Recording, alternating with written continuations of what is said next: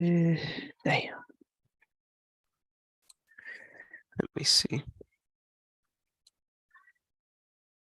Shoot, really could pull up something. Let's see. Get this one. Let me pull this up. Hold on. All right, what is it saying? All right, hold on. We're not live yet. Oh, yeah, here we go. Let me see. We live? We good to go? And one of y'all verify. Let me see. I'm checking. See here. Yes, Yep, we are. we good to go. We on. All right, perfect. So hello and welcome to the last fiscal quarter. The last week in this fiscal quarter of the pretty much year. This is the Lost Confederacy channel. You have myself, Chief Biko. Today we have Chief Alligator as well as Chief Quietwater.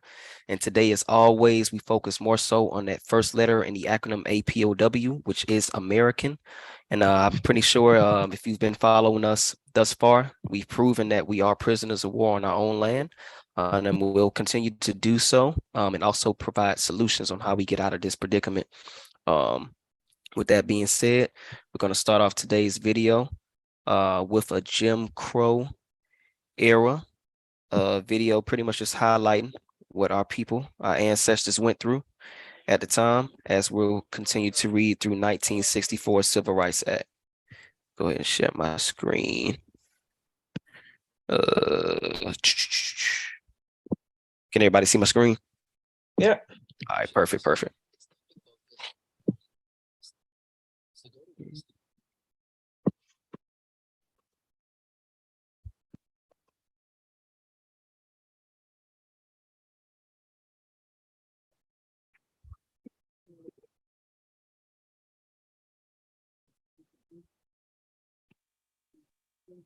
Is this the one?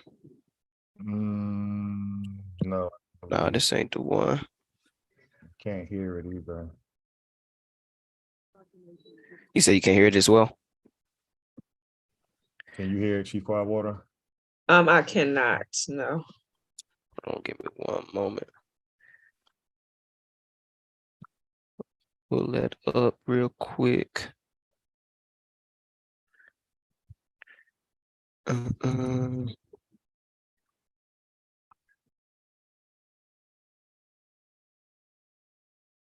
right, here we go.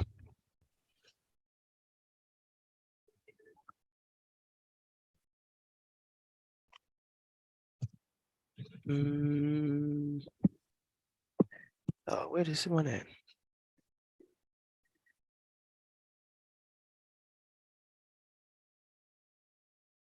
Links for videos.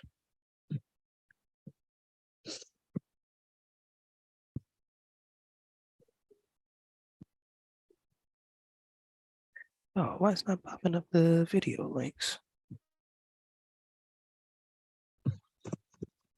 All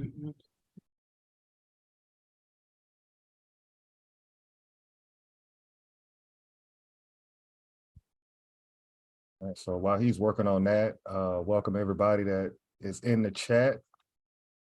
This is the last fiscal quarter of the year. Hopefully you have had some type of goals that you've been working toward this year, and hopefully you've accomplished them.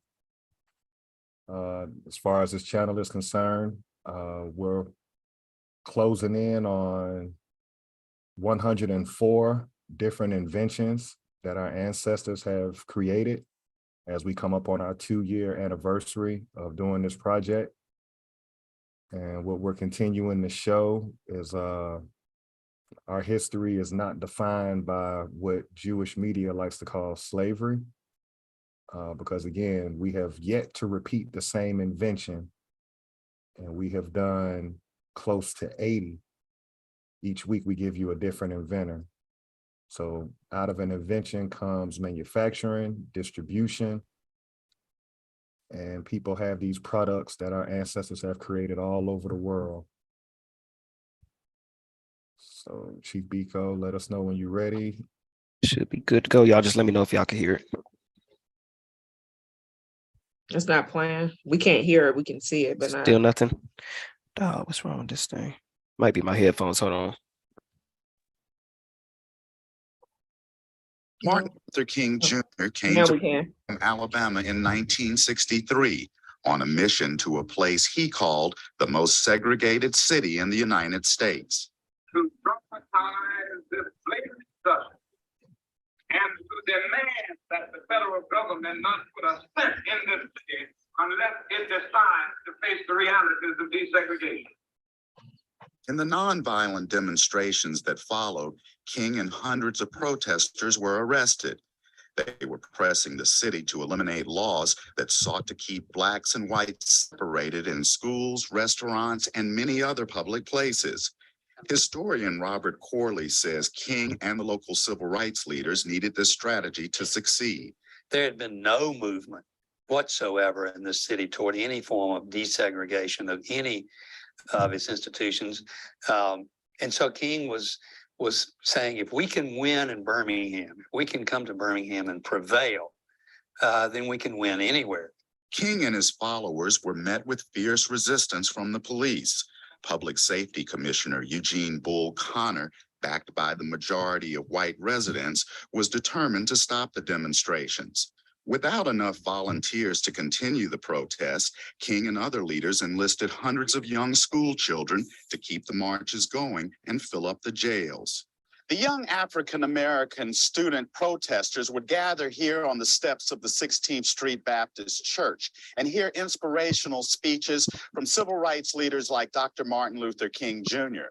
They would then file from the church and walk across the street to a park where they were determined to demonstrate peacefully for equal rights. I was arrested after we got about a block away from the church in this area.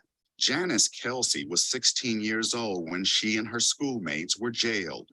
My mind was made up. I was going to participate. I was going to go to jail. I wanted to get my freedom. Then on the second day of the student demonstrations, things turned violent. Police turned high-pressure fire hoses on the young people and set attack dogs on them. Birmingham civil rights leader, Reverend Calvin Woods, was there. There had been some dog biting, some beating, some killing. Many people were beaten and spit on and put in jail, lost jobs. But those were minor things compared to what we felt we had to do. The brutal crackdown was widely televised and images of the event were seen around the world. Robert Corley says this incident galvanized new support for the civil rights movement. It was really that children's crusade that really turned the tide, because it did serve the goal of filling up the jails and forcing the white community to come to the table with King and negotiate some sort of settlement. Eventually, King and Birmingham city leaders reached an agreement. Within months, the local segregation laws were abolished. Reverend Woods says King's determination to keep the movement going made all the difference. But we would not have accomplished what we did if it had not been for the support and leadership that Dr. King brought. The Birmingham campaign was a climactic battle of the civil rights movement. For many, it stands as an iconic symbol of the sacrifices made by King and thousands of African Americans. Chris Simpkins, VOA News, Birmingham, Alabama. For those who were at the back of the line. All right. We really just wanted to show that video because that's going to lead us exactly into where we currently are, which is the 1964 Civil Rights Act. And we have to understand that that act was not to get quote unquote African Americans to vote. That was to eliminate Jim Crow laws, which were very specific in who they were targeting, which is the Negro, colored, any other reclassification name that was given to our group of people. It was not to vote. And we'll be looking at this Civil Rights Act, and all of the Civil Rights Act, you'll see that it's very broad in its language, not specific at all. So a question we always have to ask ourselves as the viewer is, who the hell is civil? Jim Crow laws were not attacking civil, they were attacking the Negro and the colored. So that is definitely one mistake that our ancestors made in regards to trying to decrease the military occupation that we know as Jim Crow laws. And without further ado, we'll go ahead and jump into our American Inventor for this week, which will be given by Chief Alligator. Right, let me share my screen. Let's go here. Okay, today's American Inventor. I've been giving praise to this ancestor for the last couple of weeks. His name is Albert B Blackburn, Blackburn being all one word. He's from Springfield, Ohio. This week, I'm going to do the invention of the spring seat for chairs. Federal patent number 380420. And this invention was patented on April 3rd, 1888. And this invention was applied to chairs, sofas, stools, and analogous articles of furniture. So I am going to click on the image. I'm going to zoom in so that you guys can see as well as people in the chat. And so prior to this invention, I guess we were sitting on wood, and we can see here in figure 1, what he did was implemented springs, and that would be in stools, chairs, or sofas. So again, when you're sitting on your furniture in your house, it's very comfortable to sit on today. Understand that American A.B. Blackburn is the inventor of adding springs into chairs. That is this week's inventor. The family does not receive a percentage of income from this invention, nor do the American as a group receive a percentage of income from this invention. That is this week's inventor. Excellent, excellent inventor this week. And as you stated, the family, as well as our group of people, don't receive any percentage of income from that particular invention, as well as the industry, which we can see, you know, mattresses, chairs, couches, etc. So next, we will go ahead and have Chief Quietwater with this week's Dr. Carter G. Woodson quote. And I'm going to share my screen, that way you all can see it as well as the viewer. All right, should be good to go. Okay. So I'm going to do number 3. It was well understood that if by the teaching of history, the European man could further assured of his superiority, and the Negro could be made to feel that he had always been a failure, and that the subjection of his will to some other race is necessary. The freedman then would still be a slave. If you can control a man's thinking, you don't have to worry about his actions. When you determine man shall think, you don't have to concern yourself with what he will do. And I think that that's an important quote, just everything that we've actually talked about in regards to us not really knowing our history and the information that we went over this past over a year that we've been doing this. We don't know the information, so therefore they have been able to control everything that we basically do. And so that's why I think this is a good quote for this week. Can you do us a favor, Chief Quietwater? For those in the chat that may not know, why do we read Dr. Carter G. Woodson quote every week. Who is Dr. Carter G. Woodson to us? Why should we know who He was the inventor of Black History Month, basically. And just his quotes, and there was more quotes than this, right? These are just some that we picked out, correct? So just practical things that we can, that really should trigger thoughts in regards to how we got to where we are and things of that nature. But Dr. Carter G. Woodson was the inventor of Black History Month. Excellent quote for this week. Excellent quote. Just kind of what it reads to me, just, you know, we got to be very conscious of what we're feeding our minds, be very intentional with our thoughts. Because like you said, if we already have ourselves at that inferiority or inferior mindset and looking at the European as superior, whether we are classifying ourselves as slaves or, you know, we didn't do anything, then that's just going to show itself in the real world, in reality.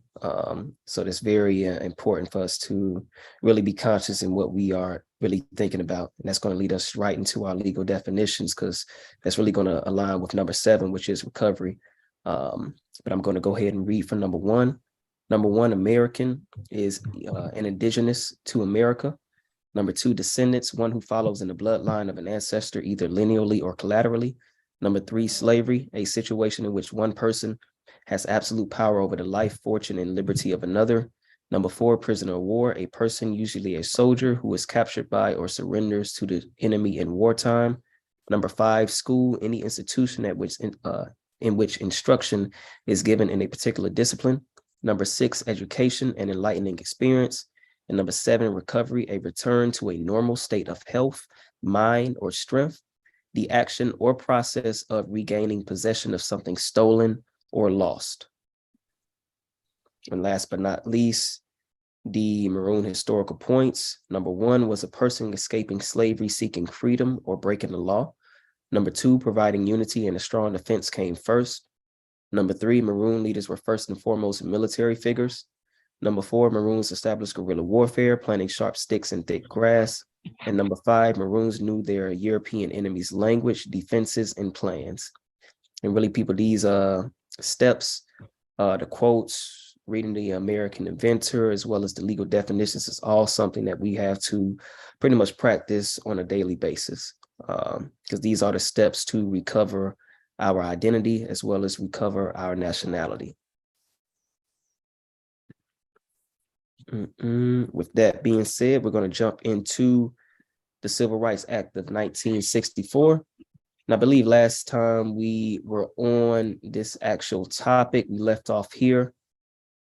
So I'll start at the beginning where it says for grants under this section. So for grants under this section and other applications which are pending before him, let me actually make this a little bigger.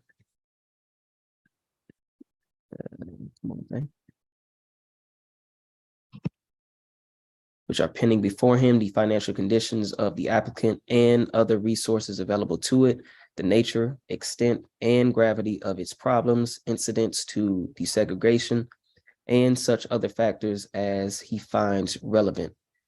Payments, section 406, payments pursuant to a grant or contract under this title may be made at the necessary adjustments on account of previously made overpayments or underpayments in advance or by way of reimbursement, and in such installments as the commissioner may determine.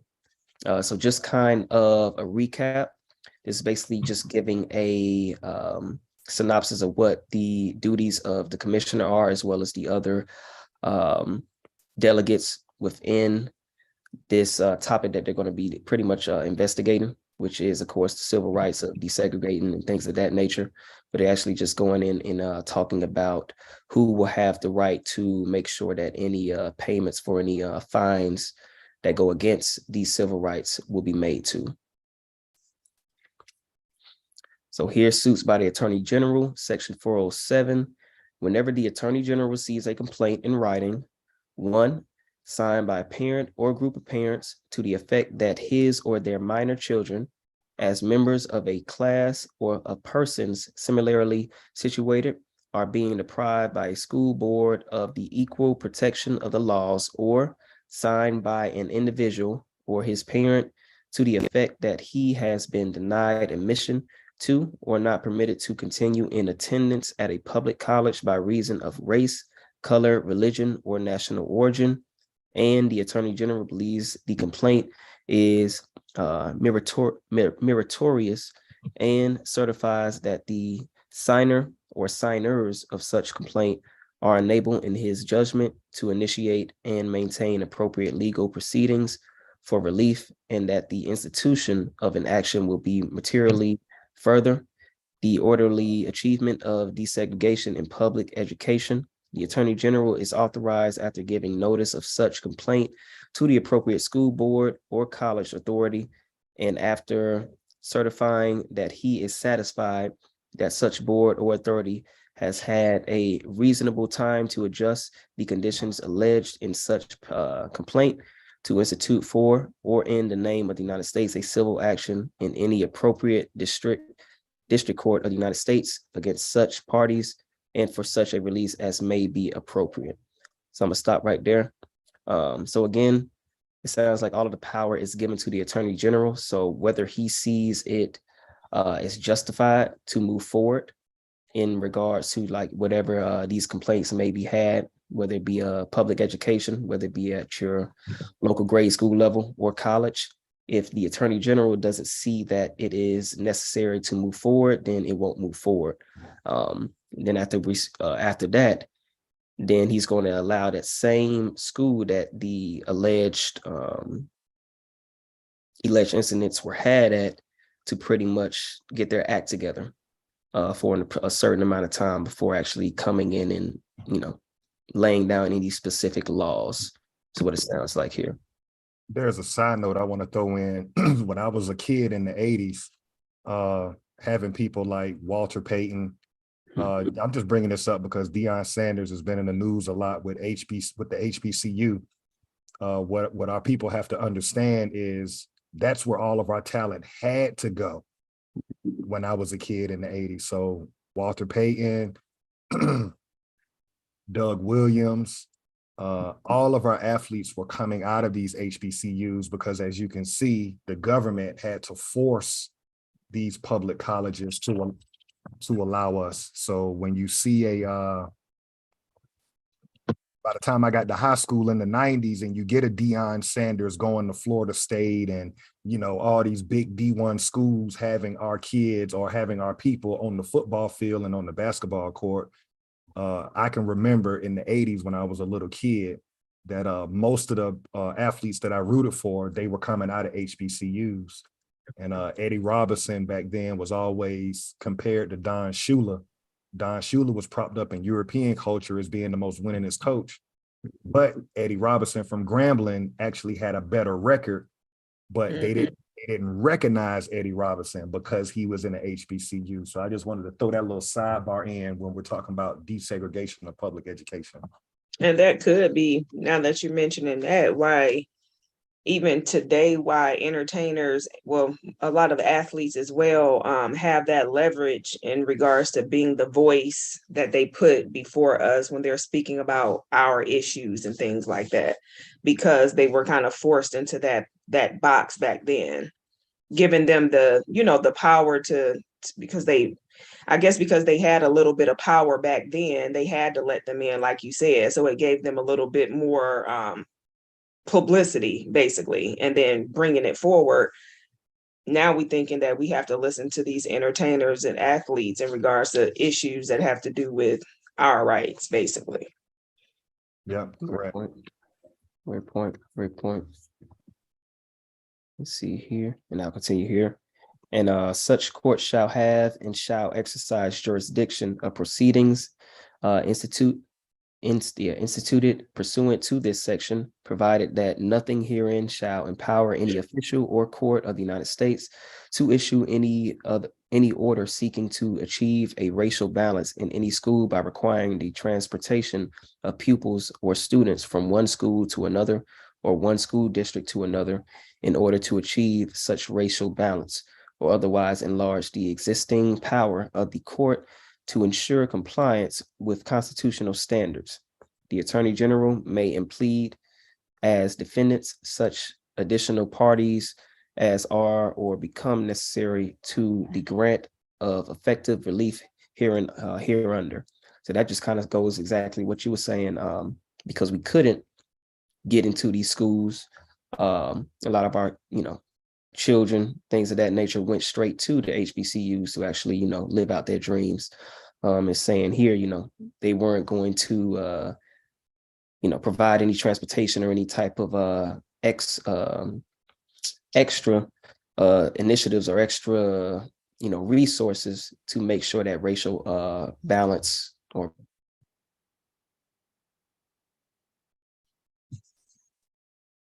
I think he got. You froze. freezing. well, Yep. And just a side note on that, Joe Biden was against this. This is what was brought up when he was running for president. He was against the busing of our people. So that last little section you just read, yeah, he wasn't with, bringing Americans out of, from another jurisdiction to go to school with his kids. So, once again, we don't have a standard. So we gave him a pass. That older generation gave him a pass without him actually having to make amends. Making amends is not apologizing, it's righting the wrong. So here he's been in office 2 years and he still hasn't done anything specific for the group that put him in office. Correct. So I'll continue here.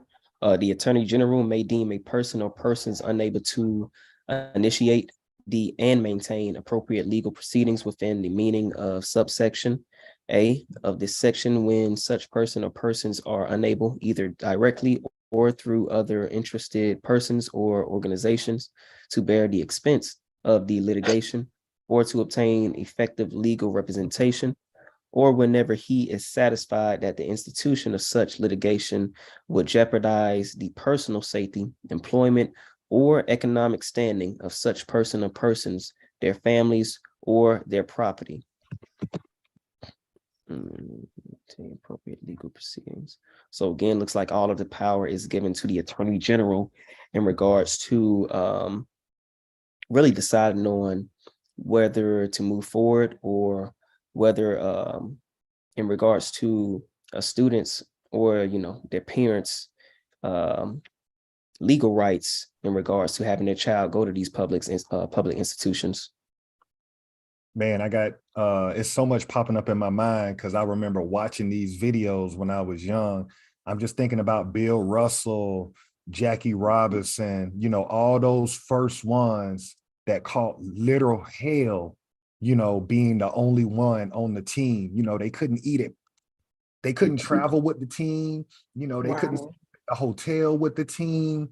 That's just what's going through my mind right now. The hell that they went through while trying to desegregate. We had our own basketball league. We had our own baseball leagues. And they caught hell, those first ones that went into the European structure. And shout out to the Walter Paytons of the world that broke all their records. Correct. Coming out Jerry of Rice's. Jerry Rice, right. Everybody I had on my wall growing up, when they did let us integrate, we broke all their records that they were. And like you stated, those people that you named, they went to HBCUs, not because they couldn't play at these different levels, but because they weren't accepted at these other institutions. And we see once we got on the same playing field, it wasn't even the same playing field.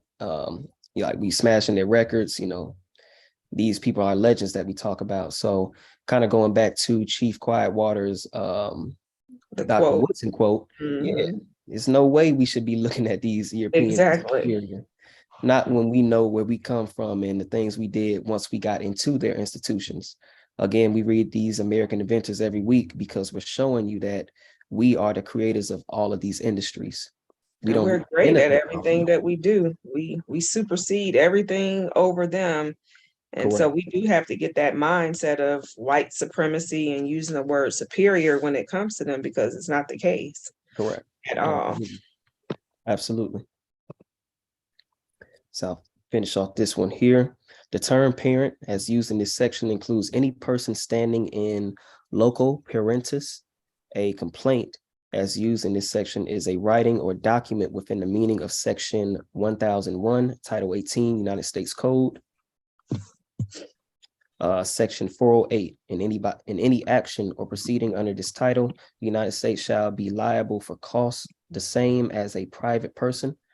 Section 409, nothing in this title shall affect adversely the right of any person to sue for or obtain relief in any court against discrimination in public education. So nothing in this title shall affect adversely the right of any person to sue or obtain relief, okay, in any court against discrimination in public education. Section 410, nothing in this title shall prohibit classification and assignment for reasons other than race, color, religion, or national origin. Kind of want to stop there because I know there's something currently going on within Congress in which they're trying to eliminate the need for people to classify themselves on applications as far as race. I think it's Harvard and UNC, where they're saying because of the need to have to put your race, that I believe they're saying like Asians or something are being discriminated against.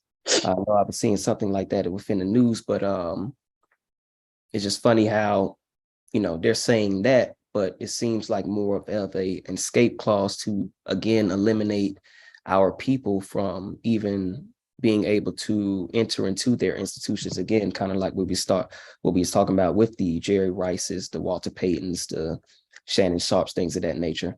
So as we can see, it's still, war being waged on us, versed in both in the physical as well as within, this paper war as well in regards to this Congress.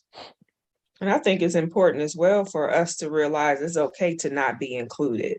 Correct. The more that they start pushing us out and not allowing us to be included, we need to open up our brains and say, okay, let's start creating our own stuff. Let's do this for ourselves. Let's create this. Let's go back to what we know that we're good at. Absolutely. So we need to stop wanting to be included into this system that does not work for us. Absolutely. That does not only, that does not only not work for us, but also, teaches lies. I mean, right. We've been debunking this for almost 2 years now, as far as what has been the narrative, also known as the lie that's been, taught to us in these indoctrination camps from these so-called scholars. So it's like, why are we even trying to, obtain their quote unquote degrees and their mastery within their indoctrination when we know that it's a lie, when we actually read the document. So like you said, we need to come up with our own, teach our own. That way we can continue to move forward, because we won't just reading, or being lectured to rather, what's actually being the truth. Did anybody want to pick up on Title 5 where it says Commission on Civil Rights? I can. Okay.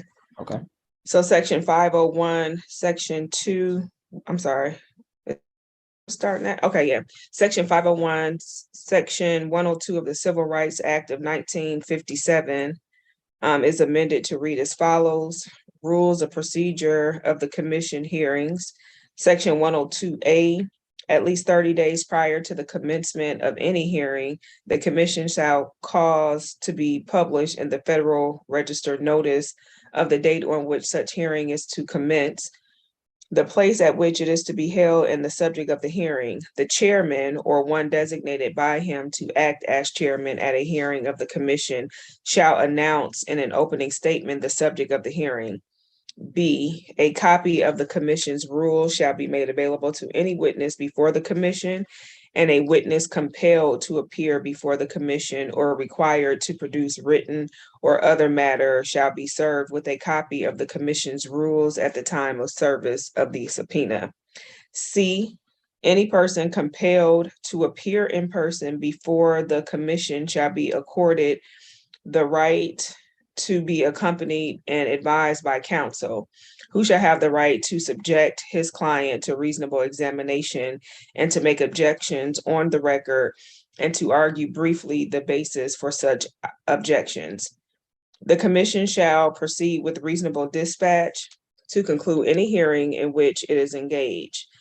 Due regard shall be had for the convenience and necessity of witnesses. D, the chairman or acting chairman may punish breaches of order and decorum by censure and exclusion from the hearings. E, if the commission determines that the evidence or testimony at any hearing may tend to defame, degrade, or incriminate any person, it shall receive such evidence or testimony or summary of such evidence or testimony in executive session.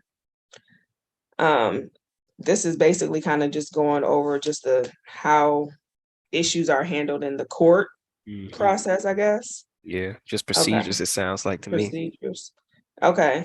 The commission shall afford any person defamed, degraded, or incriminated by such evidence or testimony an opportunity to appear and be heard in executive session with a reasonable number of additional witnesses requested by him before deciding to use such evidence or testimony.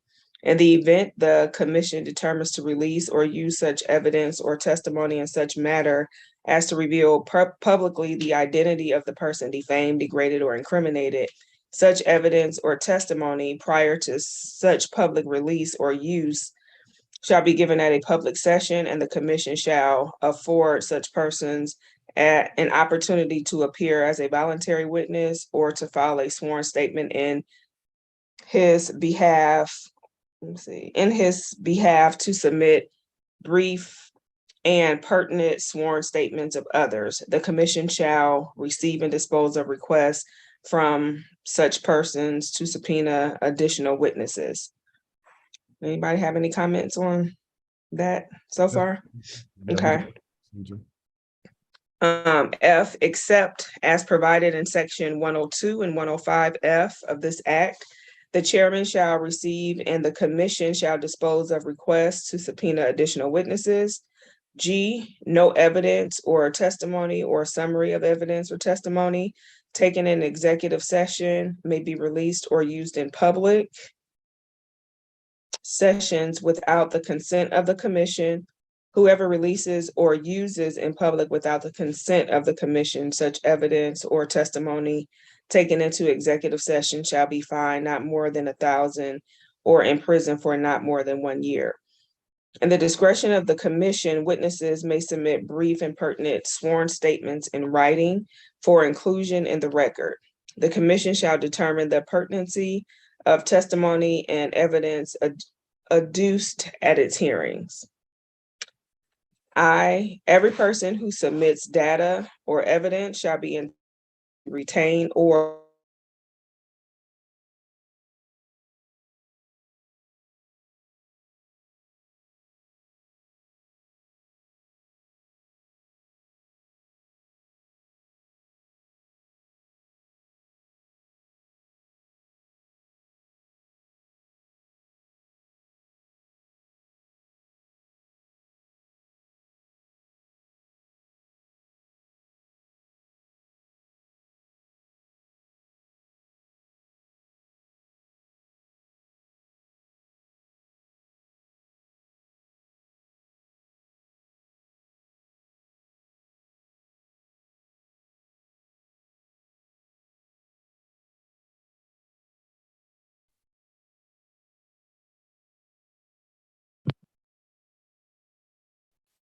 Was it my thing frozen or? I'm not sure what happened. I know I saw both of y'all froze, but I wasn't sure if because that was it happened with me when I was reading before. Okay. He just dropped off. Let me check the live real quick. Okay. It's connected back on the live. Okay. Okay. Some technical difficulties. Yeah. Y'all bear with us. We exposing the truth right now. I'm not sure where you left off. I kind of think left off Let's of this see. section H or I. I'll go back to I. Okay. Every person who submits data or evidence shall be entitled to retain or on payment of lawful prescribed costs procure a copy or transcript thereof, except that a witness in a hearing held in executive session may for good cause be limited to inspection of the official transcript of his testimony. Transcript copies of public sessions may be obtained by the public upon the payment of the cost thereof. An accurate transcript shall be made of the testimony of all witnesses at all hearings, either public or executive sections of the commission or of any subcommittees thereof. J, a witness attending any session of the commission shall receive $6 for each day's attendance and for the time necessarily occupied in going to and returning from the same, and 10 cents per mile for going from and returning to his place of residence. That sounds like jury duty, basically. Witnesses who attend at points so far removed from their respective residences as to prohibit return, therefore, thereto from day to day shall be entitled to an additional allowance of $10 per day for expenses of subsistence, including the time necessarily occupied in going to and returning from the place of attendance. Mileage payment shall be tendered to the witness upon service of a subpoena issued on behalf of the commission or any subcommittee thereof. K, the commission shall not issue any subpoena.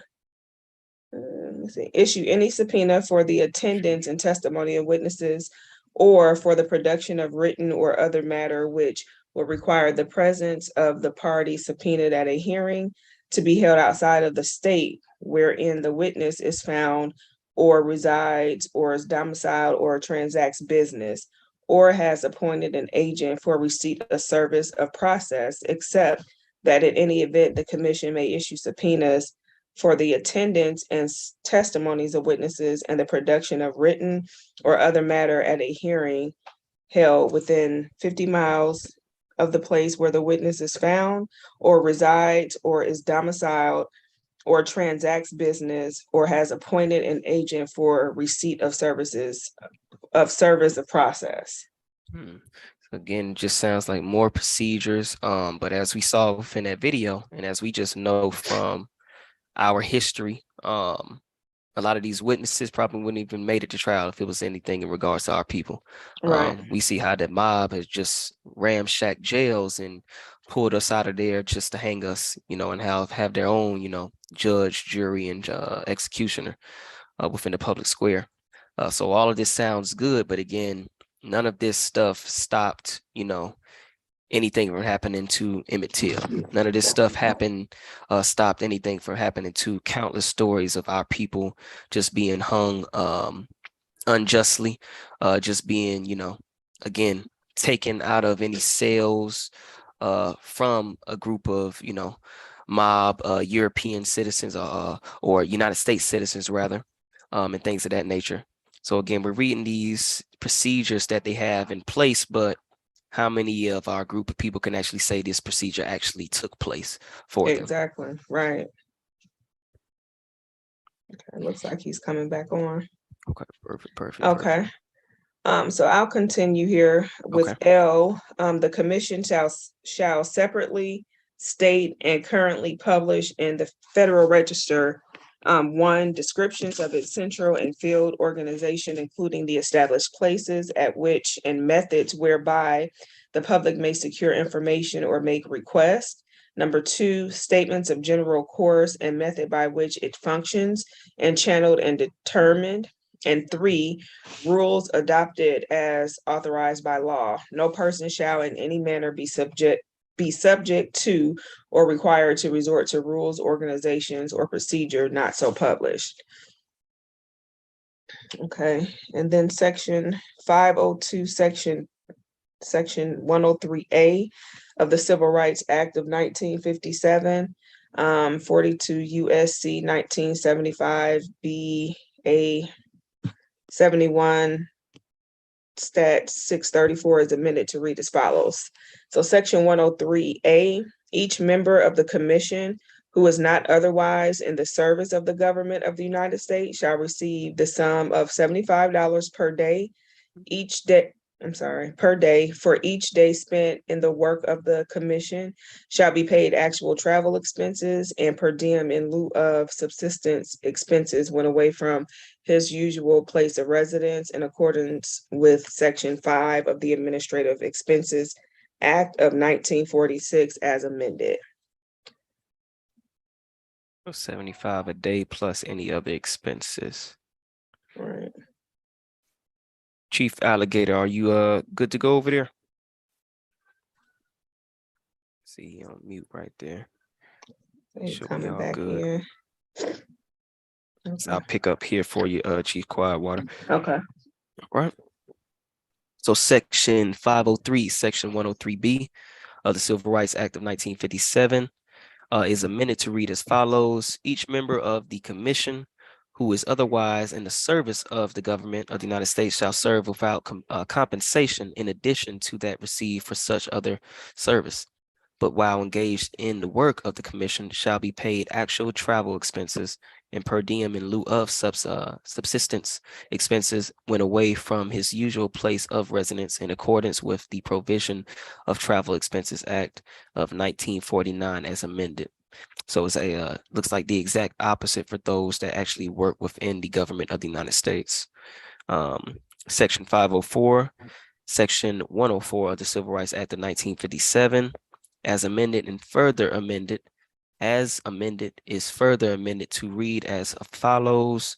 Section 104, the commission shall investigate allegations in writing under oath or affirmation that certain citizens of the United States are being deprived of their right to vote and have that vote counted by reason of their color, race, religion, or national origin, which writing under oath or affirmation shall set forth the facts upon which such belief or beliefs are based.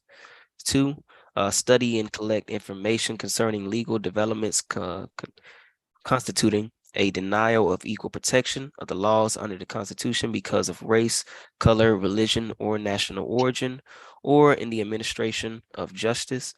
3, appraise the laws and policies of the federal government with respect to denials of equal protection of the laws under the Constitution because of race, color, religion, or national origin, or in the administration of justice. And number 4, serve as a national clearinghouse for information in respect to denials of equal protection of the laws because of race, color, religion, or national origin, including but not limited to the fields of voting, education, housing, employment, the use of public facilities and transportation, or in the administration of justice. And just want to stop right there. Again, this all sounds good, but again, they're not being specific on who these Jim Crow laws, which were very specific in regards to who couldn't get these equal protections underneath this federal government, whether it be for voting, education, housing, employment, all of the things that we know today as our group of people, whether it be redlining, Jim Crow laws, voting suppression, as they like to say now, all of these things are still occurring. So this Civil Rights Act of 1964, again, very broad, but not being specific in regards to who they were actually targeting in regards to those Jim Crow laws, which was our group of people. I got an important question as well. I wanted to ask this before the connection had failed. Who was on the committee and who was the chairperson? Yeah. Right. So unless our people were sitting on this commission and unless our people were the actual chairpersons, which we know they weren't because they're not even being specific. What I'm taking from this Voting Rights Act of 1965, they were Jim Crowing us at the state level in the same area that the undeclared Seminole Wars were taking place. What the United States government decided was make a voting right and a desegregation policy for the world, not specifically for us. And so what should have happened was we should have had our own government corresponding with this government of how we were going to move forward. Instead, they wrote policies so the world could enjoy everything that they had stole from us, right? That go all the way down to the towns. I was talking with a family member today. Great point. How they would literally destroy our towns, put lakes on top of them, or just run you out of it, like in Forsyth, Georgia, right? And then say, hey, everybody in the world can come here and now enjoy everything that we've stolen. Mhm. So that's really what I'm taking from this is if we weren't the commissioner and if we weren't the chairperson and we weren't the people on the commission, then that's part of the reason why we're still in this predicament today. That's a excellent, observation, excellent point, because that's exactly what it is today. Like you said, we have these different groups of people on our land, whether they be, Indians, Ukrainians, Asians, different groups, all over the world living here today. And like you said, this was the act to allow that to be the case. Because if we think back in 1964, 1965 as well, just during the civil rights period, there weren't a lot of groups of people outside of Europeans and quote unquote Black people within the United States. So if we're trying to take today and say, well, there were, Asians, Indians, different groups of people, living here as well, that's not really the case. It wasn't, very large numbers. It was minuscule, if anything. So for them to be actually getting, Jim Crow law against wasn't the case. Again, they were very, very specific. The Negro, colored. They weren't talking about these other groups of individuals, yet these other groups of individuals are reaping the benefits from our ancestors. So that's a great point, like you said, and that just pretty much opened Pandora's box for what we see today. Ukraine getting billions of dollars to fund a war that has nothing to do with us. Africans getting billions of dollars that just, passed from Biden. Biden just said something about Native Americans getting are going to get billions as well. But again, but nothing for the group that has been benign and neglected and that has been warred against since this European stepped on this continent. So that's a great point. If you want to pick up on section 5 here, we left off on section 4, Chief Alligator. Okay. All right. Section 5, investigate allegations made in writing and under oath or affirmation that citizens of the United States are unlawfully being accorded or denied the right to vote or to have their votes properly counted in any election of presidential electors, members of the United States Senate, or of the House of Representatives as a result of any patterns or practice of fraud or discrimination in the conduct of such election. And subsection 6, nothing in this or any other act shall be construed as authorizing the commission, its advisory committees, or any person under its supervision or control to inquire into or investigate any membership practices or internal operations of any fraternal organization, any college or university fraternity or sorority, any private club, or any religious organizations. So, dang, that's powerful. Subsection 6, basically Masonry will stay segregated. Whatever fraternities that you have to go to on these college campuses will remain segregated. Religious beliefs are going to be able to stay segregated. This commission and its committees cannot investigate segregation within those nonprofit organizations. Y'all want to share on that? That has to do with a lot of the indoctrination of the preachers and the churches as well.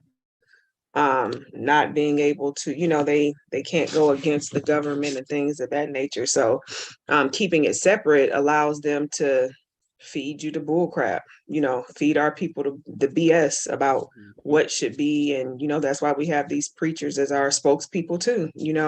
They don't have our best interests. They're not putting us first. It's all about the money for them and the power that they really don't have.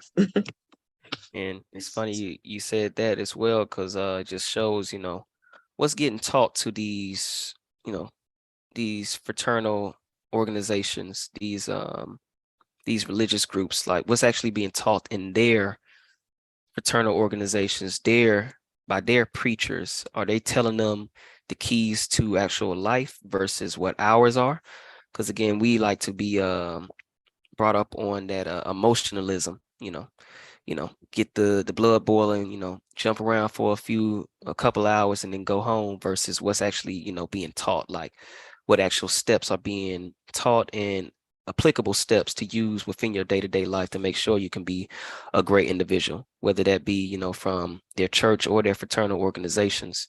And it's funny how they, very made that distinct that, hey, we won't be desegregating these because these are what's holding those secrets. Kind of like what you said there, Chief Alligator, how they're segregating their lodges, when it comes to masonry, different things of that nature. We're not going to tell you all of the secrets. We'll give you all, up to this certain level, but after that, you got to do it on your own. We're not going to be telling you all of our secrets that we're going to hold on our side. So yeah, that's definitely interesting there. Yeah, not only that, I'm thinking of two right now, the Daughters of Confederacy and the Ku Klux Klan. So they made sure that they were going to not, we're not gonna delve into that. Ku Klux Klan is a fraternal organization, just like Daughters of Confederacy. So yeah, we're not gonna be allowing any and everybody, or better yet, we're not gonna investigate when they block any and everybody from trying to. I'm gonna continue with section B. Section 104 of the Civil Rights Act of 1957, as amended, is further amended by striking out the present subsection B, and by substituting therefore B, the commission shall submit interim reports to the president and to the Congress at such times as the commission, the Congress, or the president shall deem desirable, and shall submit to the president and to the Congress a final report of its activities, findings, and recommendations not later than January 31st, 1968. So this goes back to what I said earlier. It's bullshit.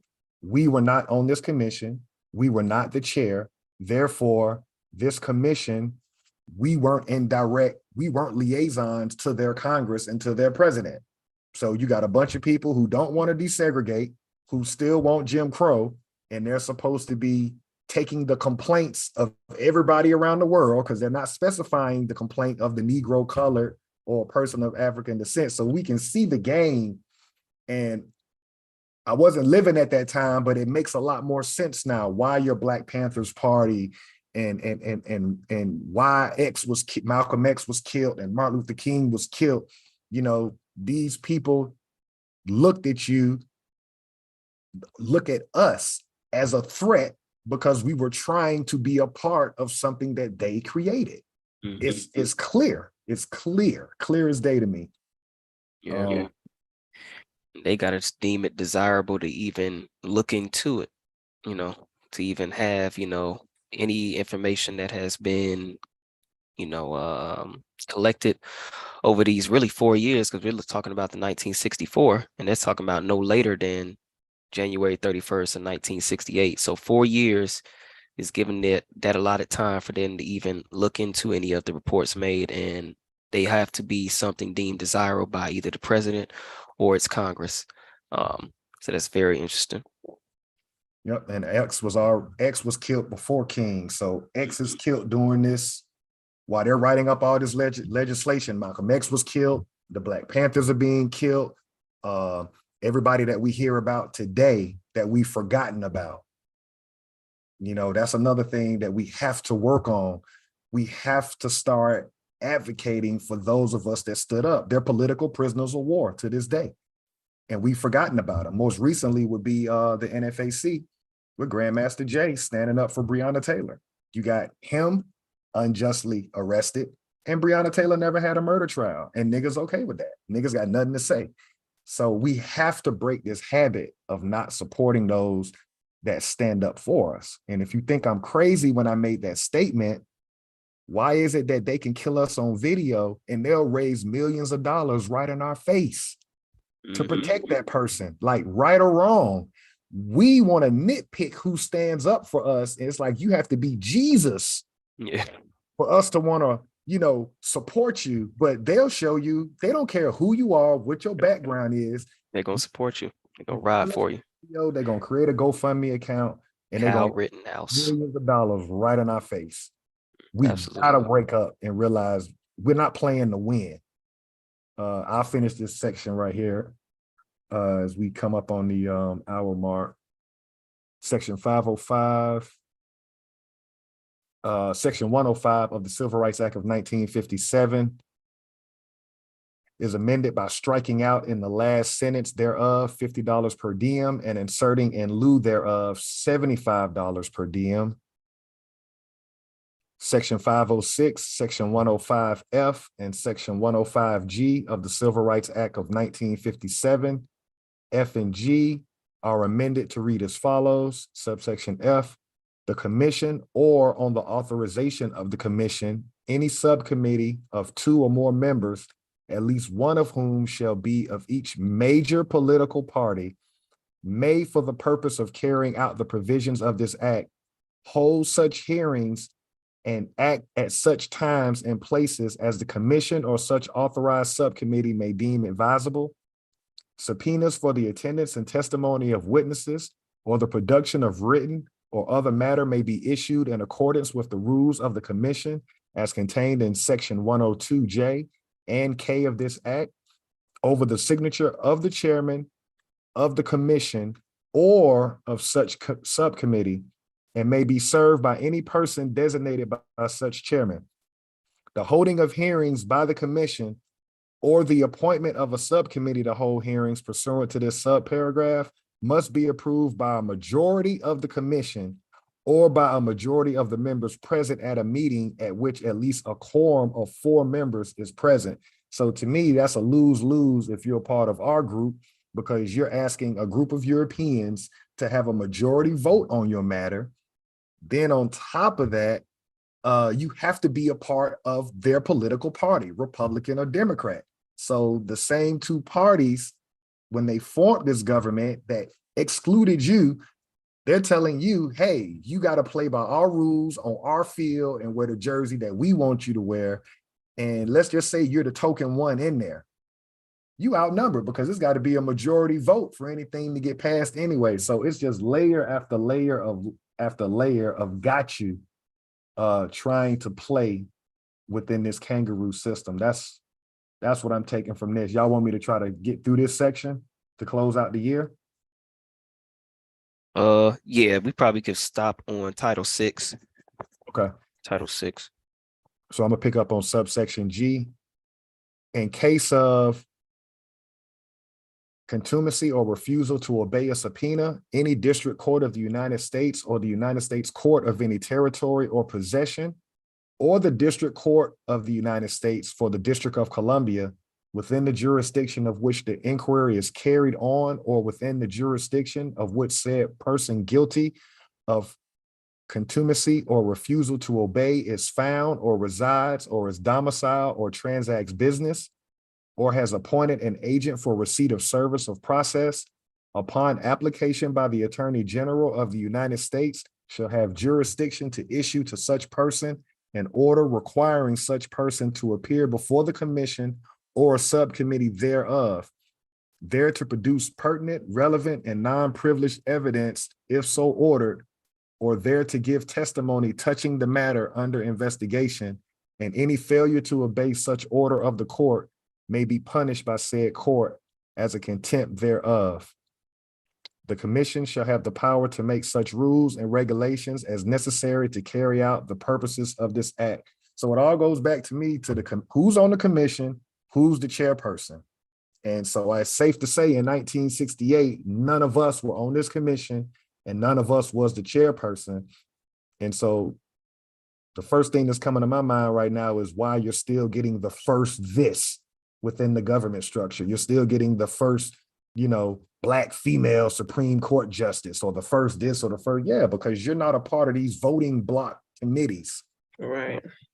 So the idea that you're going to be the first, you're numerically outnumbered when it comes to any kind of majority vote to get stuff done on your behalf. Yeah, So, mob rule. Yeah, it's just a bait and switch, but I guess at this point we'll just close out with our thoughts, man, on finishing a whole nother fiscal year. And I'll let y'all do it, and then I'll chime in as well. We set a goal, we walked it down, and Chief Quietwater, Chief Biko? I mean, y'all- for me, it's definitely been a great journey, just learning information that I wasn't aware of, and just breaking everything down for us to go through it together and to have a deeper understanding of these documents. And also realizing that coming to the conclusion that this stuff is it's there, the information is there. We didn't have to go so deep to find this information, but being my age, I can't change the past, but I wish I would have known this much earlier in life. So it's refreshing. It feels good to have put this goal out there and work with you guys, and to learn, basically to just learn and understand more. Same here. Same here. Just doing these readings has helped me within my, just day-to-day regular life, whether it just be, trying to accomplish certain goals and things of that nature, just being able to look at it from a different perspective, actually reading, these documents, because they're, legal and lawful documents. So, just being able to read those and then read, anything that I'm dealing with, whether it be work or something I'm doing outside of that, it just helped me with that. And yeah, like you said, just knowing this information and actually applying it. Like, you all don't know as the viewer, but we got some things we definitely gonna be dropping, come the next year, in regards to, this information that we've been presenting to you all, and how we actually went ahead and said, hey, what's up with this, to this actual government. So we definitely are, have been, applying what we've learned and what we've researched with these documents to actually make a difference. So we just, want to continue to do that. Ask everyone to also continue to do that. Any information that you come across, whether it be an illegal document, read through it. Challenge what contradictions show within that versus, this government's foundation, which is this Constitution. Because that's pretty much all we're doing.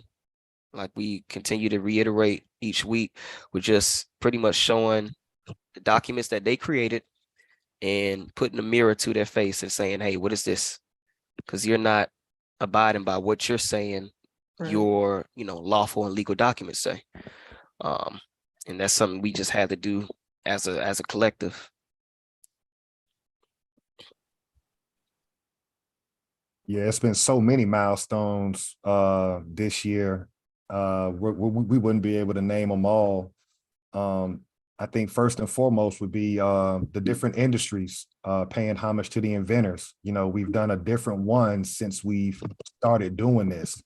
So that in itself should be a shot of self-esteem to the American, to the people who look like us. We're showing you through proof of claim that this whole slave narrative is just not true.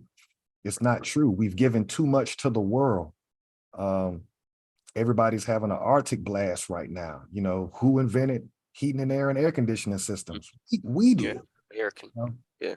If you're cooking this weekend, who invented the range and the stove? We did. So it's like, this whole shit is a lie. And it's like, we really don't know how fragile it is. Yeah. I think that's my main thing to us as a group of people, is like, this isn't hard to beat. Even the billions of dollars that Chief Biko was referring to, given to Ukraine and the Afghanistan refugees and all these different other entities. It's not money, it's coupons. Mm-hmm. It's not even real money. Like, this whole thing is fake. They literally have a Monopoly board game on our back. We stand, Facts. all of this falls. I too as well have applied a lot of just exercising my mind on a weekly basis in a group setting. Napoleon Hill, that concept comes from Napoleon Hill. It's called The Power of a Mastermind. Reading a document and getting different minds on it with different points of view, different life experiences. In addition to any personal readings that I do, it's helped me tremendously in my personal life as well, with my different adventures that I do outside of YouTube. For me, consistency, being organized, laying down a clear and concise paper trail for anybody of our group, whether it be our family members, our friends, or just people that we meet, you know, in the world of YouTube. You know, you can literally, like Chief Quietwater said a couple of weeks ago, start from the beginning and you can follow along as we read these documents. I'm not saying that it's never been done. I'm saying I've never seen it. And we're not standing on a soapbox because we're all prisoners of war under this government. So there can never be a big I, little you, because everybody is reaping the benefits off of stuff that we created. But I think the fact that it's in order and we've debunked so many lies amongst our group, the 40 acres and a mule, right?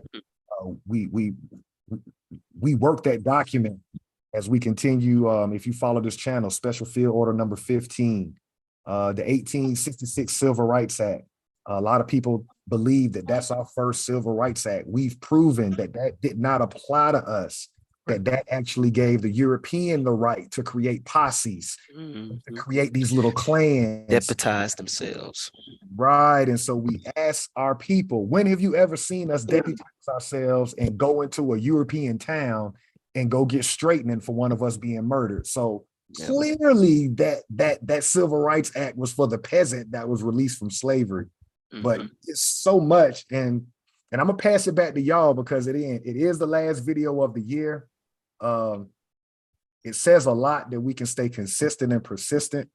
Anything else that's coming to your mind, Chief Biko, Chief? Yeah, definitely want to say, not to cut you off, definitely want to say, man, just doing this, I want to say this, this year I was able to find an American inventor within my own family.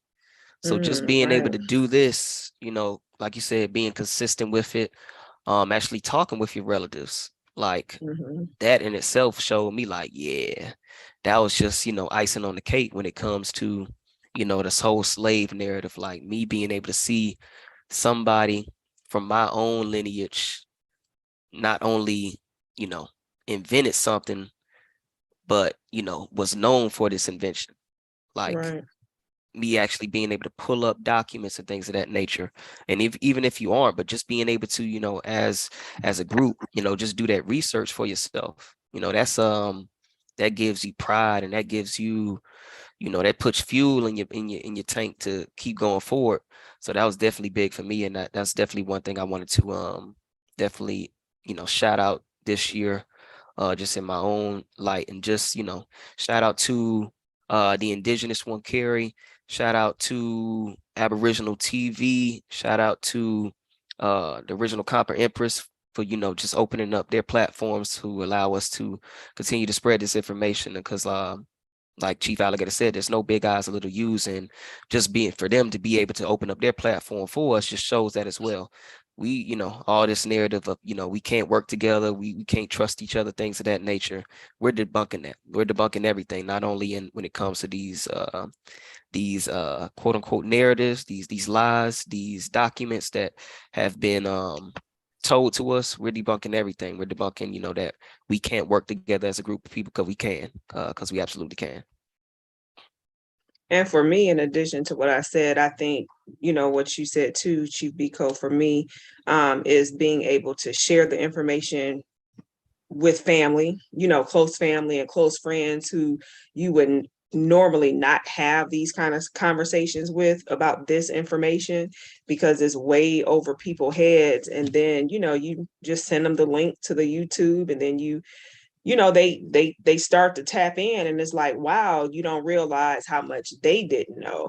And they may not tune in every week, or, you know, they may peek in every now and again, but just being able to have deeper conversations with people that you love and people in your small circles about something of substance, something that actually means something to us that's personal, you know, in regards to our journey as a people.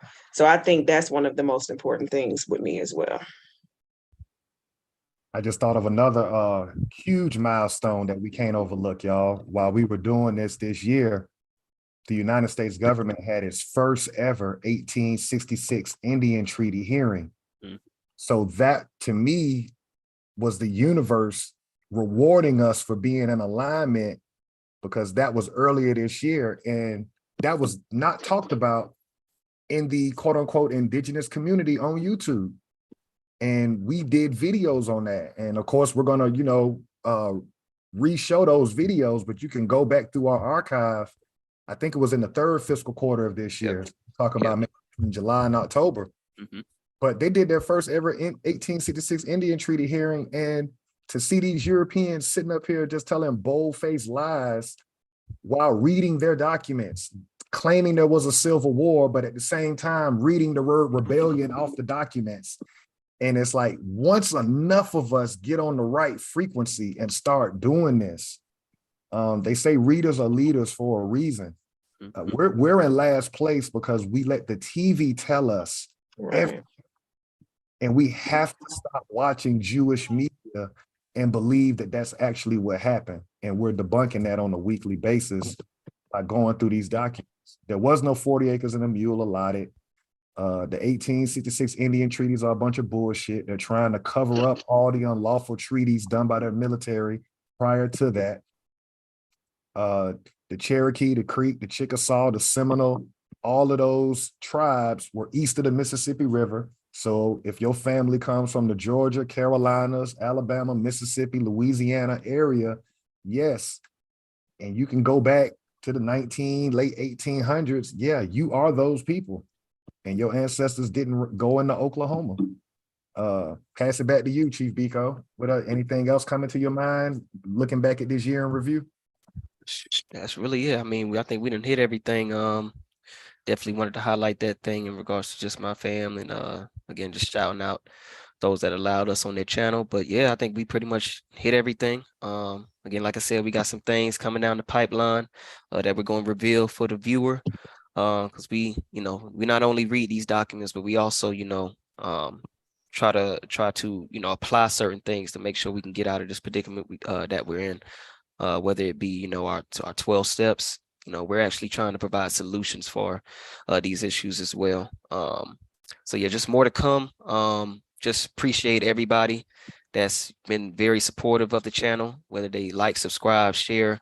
We just do this for service work. We're not asking for any, cash apps, any money. And that's no knock on anybody that does, but we know it's bigger than that. It's bigger than that, and we know the predicament that we're in. As Chief Alligator stated, we're in last place. So whether or not you have resources to give to us, we're not worried about that. We just want you to have this knowledge and to be able to apply it to your different family members, like Chief Quietwater said. So we all need to know this information if we're going to elevate as a group. And again, just appreciate all of the Lost Confederacy tribe. We gained a bunch of subscribers this year, man. So that's a big shout out as well. We did a lot of work. We did a lot of work and reaping the benefits of it. But again, we're going to continue to do this, and we appreciate everybody who's been on this journey with us as well. Let's add a personal note to it. Go ahead. Tell the people, Chief Biko, how you got on your journey, and then Chief Quietwater, you share with the chat how, what was your journey to get to this point? That way we make it personal with them. Yeah. Let people know. Yeah. What do you mean by what? Okay, well, I'll let you go, Chief. Okay. No, it's funny you said that, because I was thinking about that earlier today. Like just even from my name, like I'll be the first one to tell you the reason why I even got on the journey to walking away from everything would be personally me. My brother, he was going against the Christian religion. He was like, yeah, man, this religion ain't for us. And this is probably back in 2016. And that may have been foreign to a lot of people. Like, what you mean there ain't no Jesus? This man tripping. He doing one of his Kanye rants. But if that's my brother, I don't give a damn about no religion. You my blood. So I knew that just right off the top. I wasn't going to let some type of indoctrination, some type of religion, some type of subscription come between me and my brother. So instead of me casting him off, I said, let me listen to him at least. Let me at least come with an open mind to see what he's got to say. And as he was telling me these things, I did my own research, and I said, okay, he right. This Christianity, this religion ain't for us. This was, given to us as a means to control us. And on that journey, I ventured off into, the destruction of the Black civilization, Chancellor Williams. And, I could speak for myself. I was on the Pan-African movement because I was still on my journey to where I am today. In doing so, I met these two individuals here while fighting for our group of people during the 2020 protests. I have some two other brothers I've been knowing since middle school. We were doing the same thing. We all met. And Chief Alligator just came to me and asked me a simple question, man. Pretty much, who told you that you were from Africa, and who said that you or that we were enslaved? So I say all that to say, without me having that first open mind to listen to my brother when it came to religion, I wouldn't be here today. So just, it's a process, guys. We all have, our stints with nigga culture, whatever that may be, whether it be you partying every weekend, whether it be you stuck on another path, whether it be Pan-Africanism, or you're looking at a whole nother continent when your grandma saying that you from here, you're Cherokee, you're Indian, whatever it may be. I had to go through those things myself personally to get to where I am now. And I'm fine with wearing that on my sleeves. That's why my name Chief Biko. I got that name from a African, I don't even know what you would call it, African, I don't want to say abolitionist, but African activist, Steve Biko. But I still carry that today because I say, you know what, this is what led me to where I am today. So I'm not afraid to show that. I'm not afraid to, be transparent with you all as the viewer, because we all take steps to get to where we are currently. So that's how I got here today. And I'm happy for it. I wouldn't change a thing because it led me to, this great group of people on this channel that I can call my brothers and sisters. And, it led me to, finally realizing, yeah, I'm from this place. I'm from this land called America. And for me, I would say like we met Chief Biko and Chief Alligator, like you said, we met fighting for something, standing up at all costs with no fears for something. And for me, the journey and how just progressing is the weekly consistency that we've had. So, in the beginning with all the reading, we're taking out an hour a week or a little more than an hour a week to do something constructive and collective with each other. And doing this every single week for as long as we've had definitely has been beneficial, with the information that, like I said before, I can just go on and on about the information that I did not know. And me being able to pass that on to my kids, because actually my kids, they're younger, they were actually on the page, but they kind of like drifted off and doing their own thing, but introducing them to this. And it's not like they're oblivious to the information, that they will also be able to pass something on to their kids when they have kids. So the cycle, just doing this for me and my immediate bloodline has been broken with me, passing on this information. So that has brought me to stick in there for this time. For me, we go back to 08, Blog Talk Radio. I started on my journey with Jordan Maxwell. I started listening to Jordan Maxwell, getting into the occult. Then I morphed into high frequency radio, and I got in, I linked up with Yusuf El. And Yusuf El still has a YouTube channel, and he was talking about rules to the game, how there is no money. And that was a crucial time for me because I was about to start fighting for legal rights for my son. And so between Yusuf El, High Frequency Radio, Taj Tariq Bey ended up coming on his channel for a while. I never claimed to be more, but I learned a lot from everybody. So I learned a little bit from Taj Tariq Bey about civics, him and Yusuf El. That allowed me to represent myself in court with my son. After Taj Tariq Bey, then you get into your house of consciousness, your Dr. Claude Anderson, got into his literature, of course, Dr. Carter G. Woodson. but the most important scholar for me was Dr. William Katz, and he's actually a European, and he's the only scholar that ever talked about the positive of our people. And he posed a question in his book called Black Indians. And in that book, he said it baffles him to this day why all Black scholars don't talk about the positive and they only talk about the slave narrative. And that pushed me to the edge of the coin. I was no longer going to do heads or tails. I was going to stand on the edge of the coin. And, he died in 2019 when this channel actually launched. So I thought that was kind of like divine in itself. I thought that, the fact that him growing up in New York with his father being raised in the jazz sector in the early 1920s, he was just one of those Europeans that wanted to be us. And he was infatuated with all our history. And the fact that somebody of our bloodline finally got what he was saying and was willing to put it out, I felt like that was kind of like he knew at that point he could go ahead and transition. But I stand on the shoulders of a lot of people, and I'm not going to say that I saw the flaws in other people's stuff, but when it didn't sound pure is when I kind of disconnected, and then just put together something that was pure with no flaws and no gimmicks in it. You see what I'm saying? And that's what we're doing on this channel. It's no bait and switch. We're just saying if you're melanated and your great grandparents is buried in this land, keep your mind open that you might be American. And then we're just showing you the documents. There's no religious twist to it. There's no hollering, no emotionalism. We're just going to look at the proof of claim and go from there. We're not trying to send anybody on no wild goose chase, because I'm convinced, based on the research and based on everything we've done, anything outside of creating tribes and confederacies, our own government, this is not a nonprofit organization. We're not going to be able to file any documents within this government to get back what's taken.